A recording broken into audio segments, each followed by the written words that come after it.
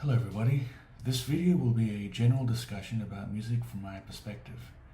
The first part will be a quick recap of my history with music, and the second part will be about my favorite music. In a different video, there will also be a third and final part where I predict where music will be going. Part 1.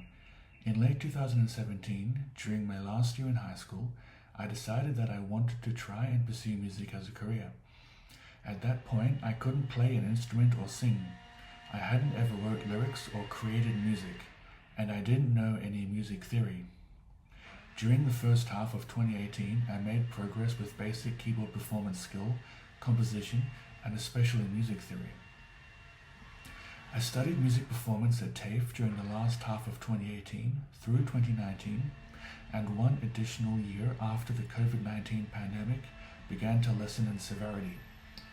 I was most productive with my music activity during 2018 and 2019, and I slowly started to become less and less productive after 2020. 2019 was the last year I thoroughly studied music theory.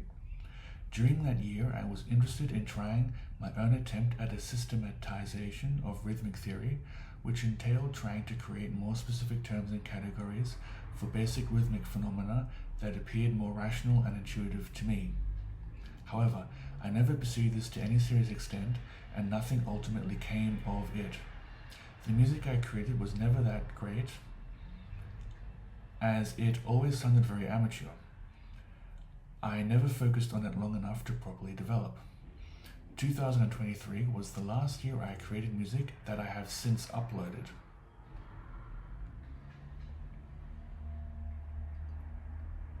Although 2024 was my last year of substantial music creation.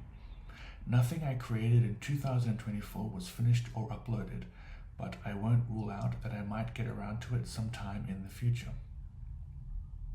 Between 2020 and 2024, my declining music activities were primarily due to general struggles with my mental health, of which also affected other areas in my life. However, during 2025, I also started to lose interest in music and art in general. During 2026, this year right now, I decided that I don't want to try and primarily pursue music or art anymore. Music or art no longer hold apex meaning in my life, as they once did. I still enjoy art, specifically through the medium of film or streaming series, as well as music. But personally, I now view the whole discipline as being a sideshow to human existence, as opposed to its beating heart, and a distraction from our primary purpose, of what I can't articulate what that is right now. When I think back to my time of peak creativity and interest in music, it almost feels like a different life or dream. It's very difficult for me to put into words, but feelings of strong emotions and imagining emotional stories were often triggered. And when they did, they had an all-encompassing effect. I had strong creative and artistic surges when I walked through suburban streets, swimming pool centers, or hotels. I will repeat that I find it very difficult to explain, but it's almost like during certain moments I was living detached from myself and existing in a fantasy world. Part 2. I listen to all types of music, covering different genres, time periods, countries, and languages.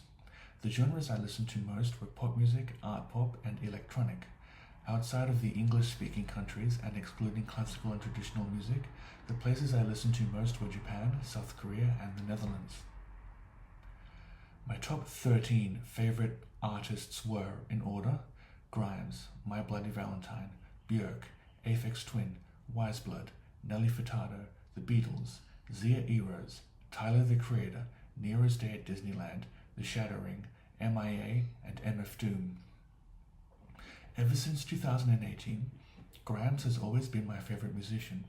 I was especially fascinated with her early work, comprised of the official releases between 2020 and 2012, as well as the unofficial releases during and before that period. I loved that period a lot because the music was very unorthodox and amateur.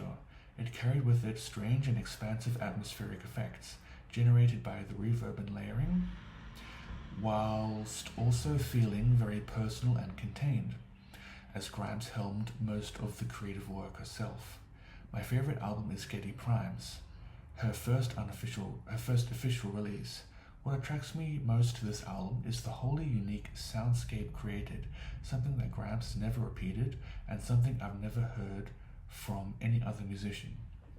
The album's intriguing nature is created, in typical Grimes fashion, through reverb, delay, distortion, dark and ethereal synthesizers, impressionist lyricism, and unclear and buried vocals. What distinguishes the album from other projects in Grimes' catalogue is its more earthy nature, created through acoustic and acoustic-sounding instrumentation and more moderate use of reverb relative to other projects. The album features basic playings and loops of Grimes' violin, played both bowed and pizzicato, and the relative moderation of reverb creates perceptions of closeness. The final effect doesn't sound like Grimes in space or in a transcendental cathedral, but rather that she is grounded. Not grounded on Earth, but grounded on an alien planet in a different solar system. In the description below, I will leave some interviews of Grimes that I think people might be interested in. I would also like to mention my top 11 favourite Australian and New Zealander musicians, who are, in order, Hiatus Kaiyote, Rita Mae, Tame Impala, Flume, Kylie Minogue, the Veronicas, Lorde, Benee, Mallrat, John Farnham, and AC/DC.